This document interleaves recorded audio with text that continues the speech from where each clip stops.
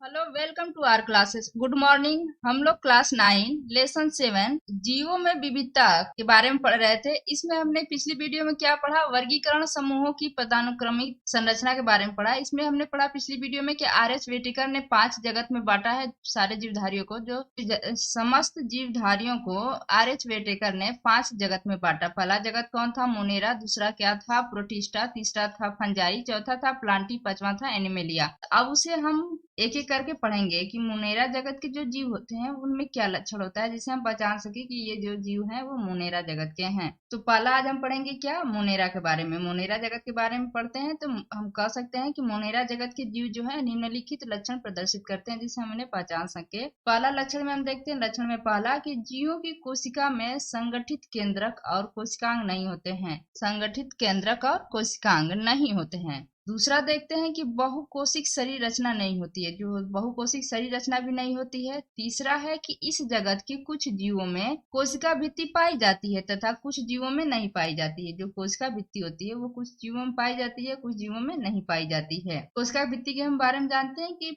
जब जंतु और पादप को डिवाइड किया जाता है या उसमें विभाजन किया जाता है या उसे पहचाना जाता है तो उसकी पहचान का क्या है? ये कोशिका भित्ति है। मतलब पादप में जो होते हैं वो बाहरी कोशिका के बाहर जो होते हैं वो कोशिका भित्ति पाई जाती है। जंतुओं में क्या होता है? ये कोशिका भित्ति नहीं पाई जाती है। तो वही बता रहा है कि जो इसमें कुछ जीव आते हैं मुनेरा जगत में, क्या है उसमें कोशिका भित्ति पाई जाती है तथा कुछ में नहीं पाई जाती है। चौथा देखते हैं, चौथा क्या है इसमें कि पोषण के स्तर पर ये जो होते हैं मुनेरा जगत के जीव वो स्वपोषी भी होते हैं और परपोषी भी होते हैं या विषमपोषी होते हैं। क्या होते हैं? स्वपोषी बोले तो ऑटोट्रॉफ्स एंड विषमपोषी बोले तो हेटेरोट्रॉफिक दोनों होते हैं। स्वपोषी से आप समझ सकते हैं कि मतलब कि अगर वो कोशिका भित्ति पाया जा रहा है, कुछ जीवों में कोशिका भित्ति अगर पाया जा रहा है तो कुछ ऐसे भी जीव होंगे जो अपना भोजन स्वयं बना लेते होंगे, तो वो स्वपोषी कहलाते हैं। अब विषमपोषी जो होते हैं वो अपना भोजन स्वयं नहीं बना पाते, मतलब दूसरे पे आश्रित होते हैं, वो क्या कहलाते हैं? विषमपोषी कहलाते हैं। अब उदाहरण समझ लेते हैं। उदाहरण में हम देखते हैं पहला कि जीवाणु। जीवाणु क्या है? ये मुनेरा जगत का जीव है। दूसरा है नील हरित शैवाल। इसे क्या बोलते हैं? देखिए, नील मतलब कि ब्लू, हरित मतलब ग्रीन,